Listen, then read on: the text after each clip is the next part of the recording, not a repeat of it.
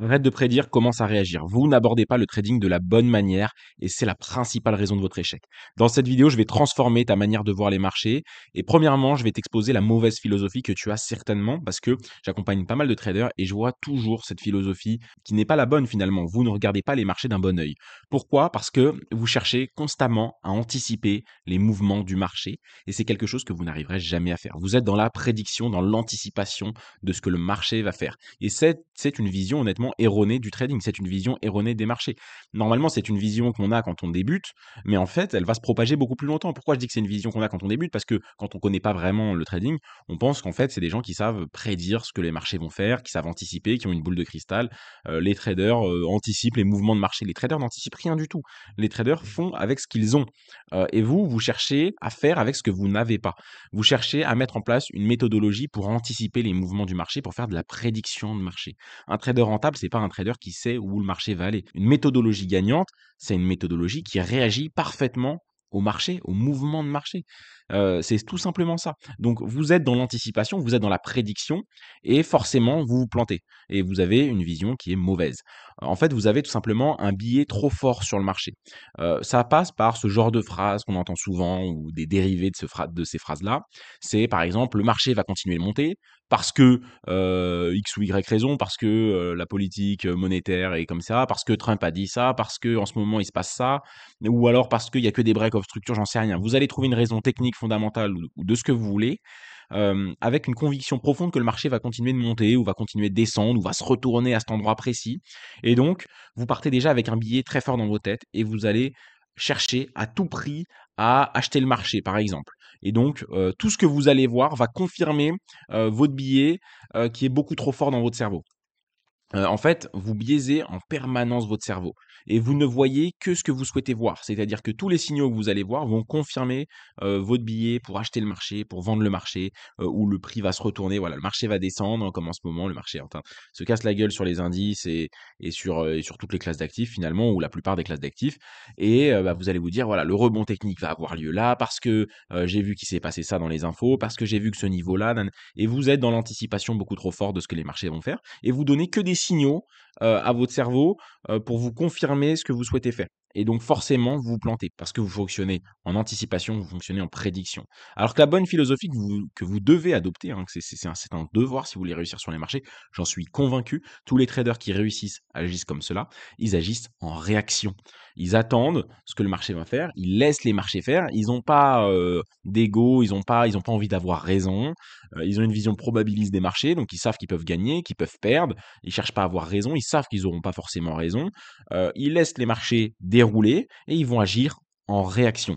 Et pour ça, ils vont poser des optionnalités sur le marché. Les optionnalités, qu'est-ce que c'est? C'est la fameuse phrase, si le marché fait ce mouvement-là, si le marché casse cette structure-là, si le marché fait ça, alors j'agirai ainsi. Donc il faut d'abord que le marché nous propose quelque chose pour que ensuite nous puissions agir en réaction. Je vais vous donner des exemples concrets par la suite, vous inquiétez pas. En fait, on peut poser plein d'options sur le marché. On peut poser des options à l'achat ou à la vente en début de journée. On peut très bien se dire, bah, si le marché me fera ça, je chercherai un achat, mais il faudra que le marché me confirme qu'il souhaite rejeter cette zone, qu'il faudra qu'il me confirme de telle ou telle manière un rebond à l'achat, un rebond à la vente.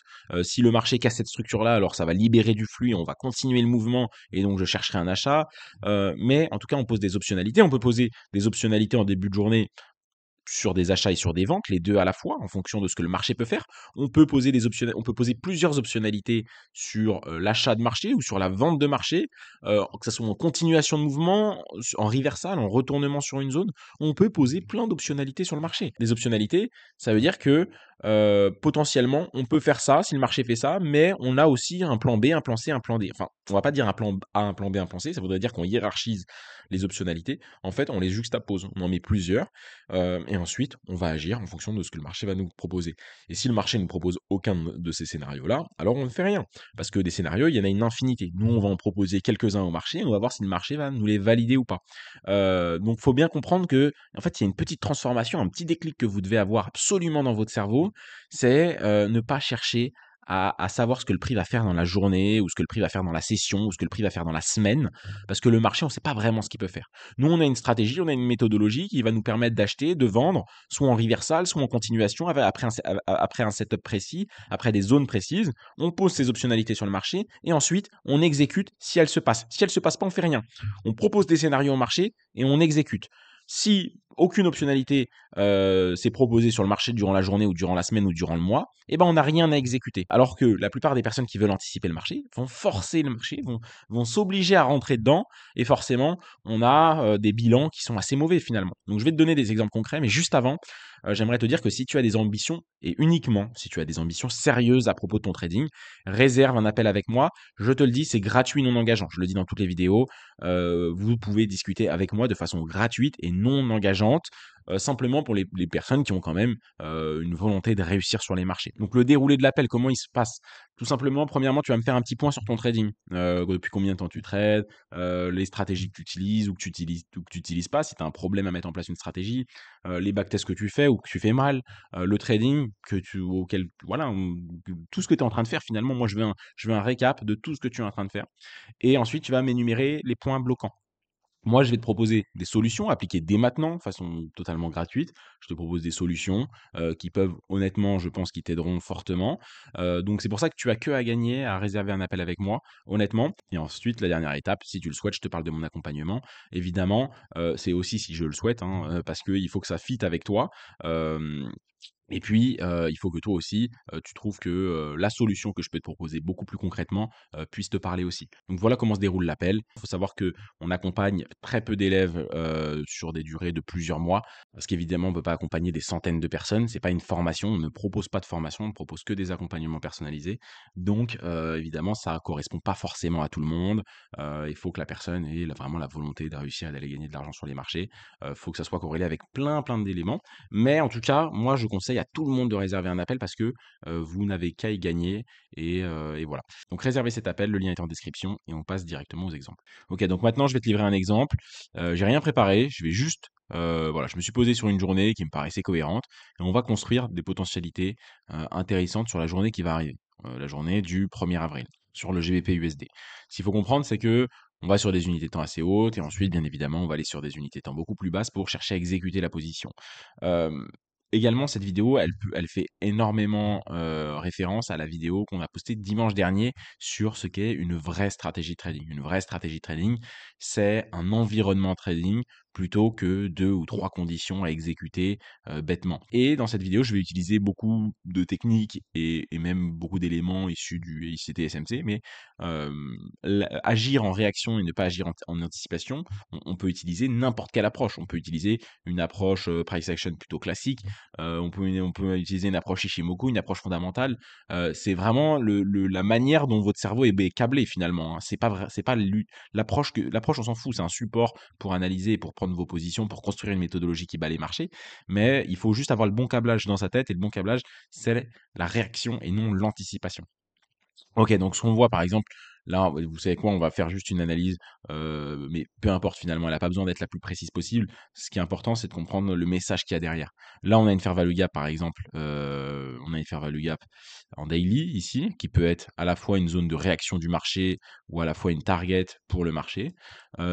Ici, bon, on est sur une sorte d'order block, on est déjà une order block daily, on est déjà un petit peu dedans. Le marché réagit pas énormément dessus, mais en tout cas se stagne.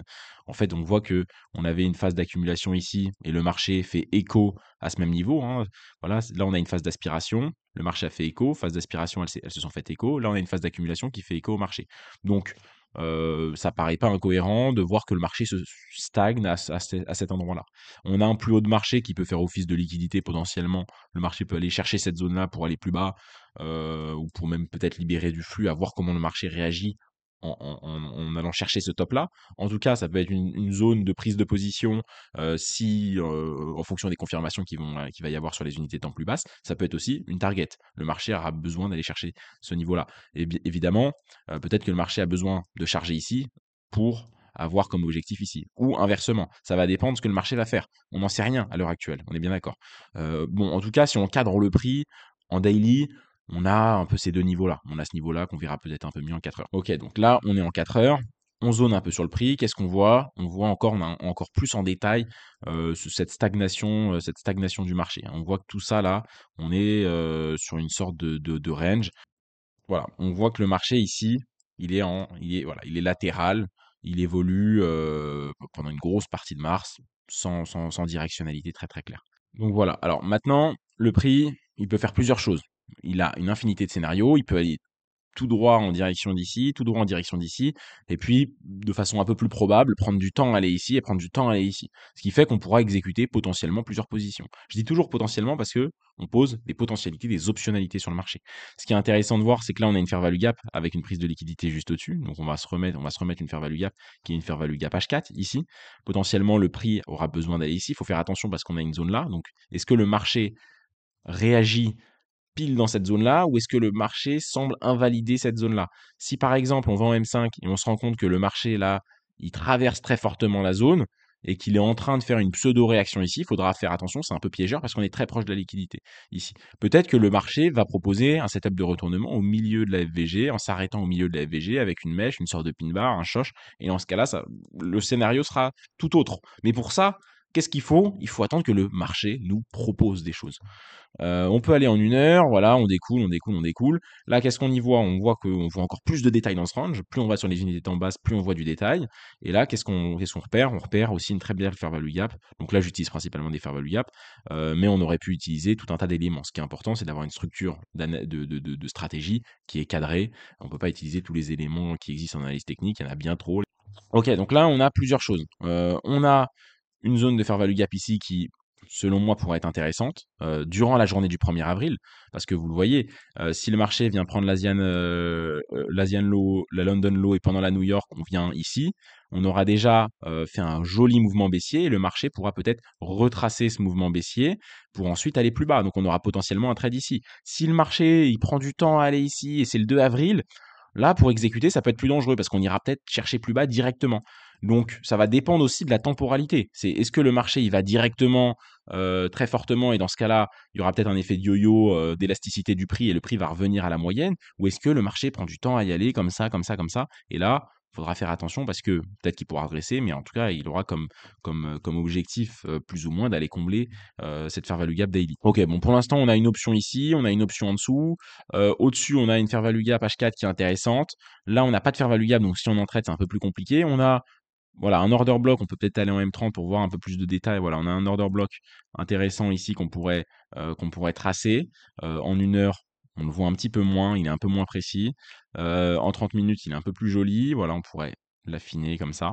Donc on a cet order block là auquel il faut faire, selon moi, après ça dépend la structure de sa stratégie, mais il y a des sortes de similar equal high ici qui peuvent faire office de liquidité. Là, on a une mèche. Est-ce que cette mèche propose du BPR? Non, pas en M15. Ouais, en M5, mais ça revient un petit peu lointain, c'est 3 jours en arrière. Donc moi, je la prendrais pas en compte sur du M5. Si on va en M15, juste avant, on va en M15. Ok, on est à une 35 pips de cette zone, un peu moins, une trentaine de pips de cette zone. Donc, c'est les zones que le marché peut aller chercher dans la journée. Et ici, voilà, on a 25 pips ici, mais cette zone, on va faire très attention. Alors, évidemment, il y a une liquidité juste au-dessus. Ça peut être, ça peut être une zone intéressante quand même. À voir comment le prix y va et surtout, setup, setup, setup, setup. Il faut des setups pour confirmer ce que le prix va faire. On peut même, là je fais des exemples hein, de reversal, c'est-à-dire voilà ici ou en gros ici, mais on peut même avoir des setups de continuation, se dire bah voilà le marché peut faire ça, le marché peut faire ça, le marché peut casser cette zone et faire ça. Mais dans ce cas-là, il faut avoir dans son armurerie plusieurs setups qui prennent en compte plusieurs choses. On peut avoir 3 scénarios dans la journée. Peut-être que déjà, il n'y en a aucun de ces 3 scénarios qui vont être exécutés. Peut-être qu'il y aura un quatrième, un cinquième scénario et que le marché va faire, je sais pas, le marché va faire ça, boum, boum. Voilà, il va réagir sur une zone que nous, on voit pas. Il va revenir charger ici, il va aller plus haut, bref, un scénario qu'on n'a pas vu. Donc il peut y avoir déjà plein de scénarios. Ils sont pas obligés de se réaliser, on s'en fiche de ça. On en met quelques-uns en place qui respectent notre stratégie et on va pas essayer de tous les énumérer, premièrement. Deuxièmement, il peut y avoir des scénarios de reversal, de continuation mélangée.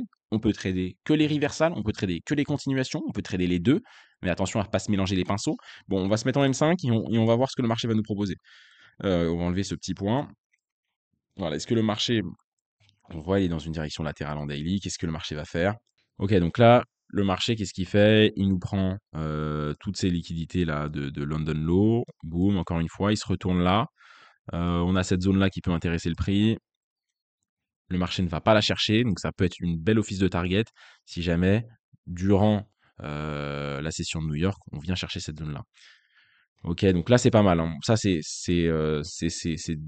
dans ma stratégie, dans mon environnement de trading, c'est des choses que j'apprécie parce que on a une target. Ça ne veut pas dire que c'est ce que je vais aller chercher en termes de TP. Ça veut juste dire que le prix, en tout cas, peut avoir un aimant intéressant. On a pris l'Asian Low. La London Low, le London Low est pris ici. Donc, on a pris des bas de session. On a pris des bas de session, c'est cool. Le marché bouge beaucoup. Et maintenant, si je veux exécuter une position à l'achat, il faut que le prix aille dans cette zone. Donc, si le prix se retourne ici, ça ne m'intéressera pas. Ça va dépendre aussi de l'horaire. Quand il est 13h40, si le prix utilise toute son énergie de la journée pour aller dans cette zone, moi, si je veux exécuter un trade à l'achat, il faut que le prix garde de l'énergie et donc faut qu'il y ait encore une amplitude horaire intéressante pour que le mouvement puisse me délivrer. Parce que imaginons que moi je souhaite prendre une position à l'achat ici, voilà. Je souhaite prendre une position à l'achat ici. Si on y arrive en fin de journée sur le GBP USD à 18h, ensuite je m'expose à de l'overnight. Alors je prends des positions sur du M5.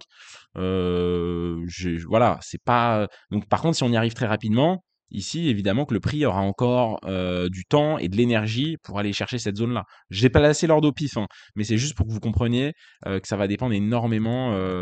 Ça va dépendre énormément de quand le prix le fait. Est-ce que le prix le fait avec force? Vous voyez, c'est que de la réaction. C'est que de la réaction et beaucoup de backtest et voilà. Et beaucoup d'expérience de marché, évidemment. Ok, là le marché se stagne. Ok, on vient prendre cette zone. Enfin, on rentre dans la zone. Alors, on rentre dans la zone assez faiblement. Voilà, boum. Ça, c'est très intéressant. Vous voyez, c'est génial. On fait la mèche. La mèche file entièrement la FVG H1. Voilà, la mèche file entièrement la FVG H1. Est-ce que j'ai été précis? Pas des masses. En tout cas, on voit que la mèche elle file entièrement. On a pris cette liquidité-là. Et il est quelle heure? Et il est 16h. Il est un petit peu tard. Mais honnêtement, le marché, jusqu'à la fin de la journée, jusqu'à la fin de New York, hein, 22-23 heures, il peut aller me chercher des zones quand même intéressantes. Mais attention, on faut regarder ce que le marché peut faire. Là, ce qui est pas mal, c'est qu'on est en train de faire un shosh, hein, vous voyez, on est en train de casser ce dernier, en market structure shift, un MSS ou un shosh, casser ce dernier sommet ici. Maintenant, on peut chercher à exécuter la position. Évidemment, hein, là, je m'adapte pour la vidéo, mais ensuite, faut qu'il y ait une stratégie qui soit beaucoup plus claire que ça. Mais on peut très bien exécuter une position sur l'entrée du breaker et avoir une position sous cette liquidité-là. On peut aller chercher en M1. Est-ce que ça a du sens? Voilà, on a une zone ici. Boum. On a un stop loss à peu près une dizaine de pips. Et ensuite, ce qui peut nous intéresser, c'est de viser par exemple, ça dépend quel risque reward ratio, cette zone-là, c'est un peu court. On a une liquidité ici avec une FVG M5 qui peut être intéressante. 2,4, ça me paraît quand même beaucoup plus intéressant. Et puis ensuite, voilà, je crois que la position est exécutée. Il faut que mon exemple soit bon. Et voilà, on est TP très rapidement. Évidemment que cet exemple est choisi à l'avance. Moi, je suis pas comme les autres qui vont vous mentir là-dessus. J'ai choisi un exemple qui met en avant mon propos. Mon propos, c'est de vous dérouler une analyse où on est toujours en train de réagir à le marché me fait ça, le marché me fait ça, mais le marché aurait pu me faire tout autre chose et la journée aurait pu être totalement différente. Mais moi, quand je suis arrivé en début de journée, je suis parti sans a priori. Je suis parti en me disant, le marché peut me faire plein de choses. Qu'est-ce qu'il va me faire? Propose-moi des choses. Moi, si tu me proposes mon scénario numéro 1, 2 ou 3, bah, j'aurai quelque chose à t'exécuter. Il y aura un TP, il y aura un SL. Le marché aurait très bien pu se retourner et se dire, bah non, moi je corrige pas, j'ai pas envie de corriger ce mouvement. Je vais chercher ma FVG daily dans la journée s'il veut, ou même dans la nuit s'il veut. Le marché fait ce qu'il veut. Nous, on a des scénarios, on essaye de mettre les probabilités de notre côté et d'aller chercher un avantage sur les marchés. C'est ça qu'on essaye. C'est tout le propos de la vidéo. C'est probabilité dans un premier temps et réaction dans un second temps. C'est les deux armes, c'est les deux mots qui doivent vous accompagner quand vous tradez chaque journée sur les marchés. Mais le marché aurait pu nous proposer autre chose et on aurait pu agir différemment. Là, je vous ai choisi un setup entrée sur breaker block, mais il faut que ça soit défini au sein d'une stratégie de trading. C'est pas au dernier moment, on a 6 entrées possibles, laquelle on va choisir. Non, non, non, c'est beaucoup plus cadré que ça parce qu'il faut pas non plus laisser trop place à la frustration, aux émotions en se disant ah bah je suis rentré ici, mais si j'étais rentré sur l'entrée de cette fair value gap, Voilà, là, je suis rentré sur le breaker, mais si j'étais, donc je vais remettre l'ordre, mais si j'étais rentré sur l'entrée de la Ferrari Gap, j'aurais eu un meilleur prix, donc j'aurais eu, 4,11 de RR plutôt que, 2,4. Non, non, faut pas se dire ça, parce que sinon on est toujours dans une sorte de frustration. Il faut avoir un trading cadré sur les entrées, cadré sur le setup et se dire: «Bah, moi je rentre quand il y a ça».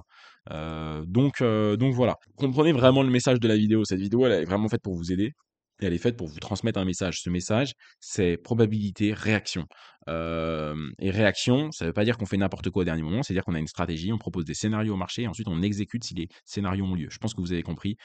Voilà, merci à tous de m'avoir écouté dans cette vidéo. Un petit like, un commentaire, un abonnement. N'hésitez pas à nous suivre aussi sur notre page Instagram. Je le dis pas assez souvent, mais on a le lien de notre Instagram dans la description et on poste plein de stories sur plein de choses. Et je pense que vous pouvez avoir de la valeur tous les jours en nous suivant et ça permet d'avoir, voilà, nous on vous transmet plein de petites anecdotes, plein d'astuces. Donc suivez-nous sur Instagram, abonnez-vous, vraiment. Vous aurez une plus-value énorme à nous suivre sur Instagram. Mettez un commentaire et on se retrouve pour la prochaine vidéo.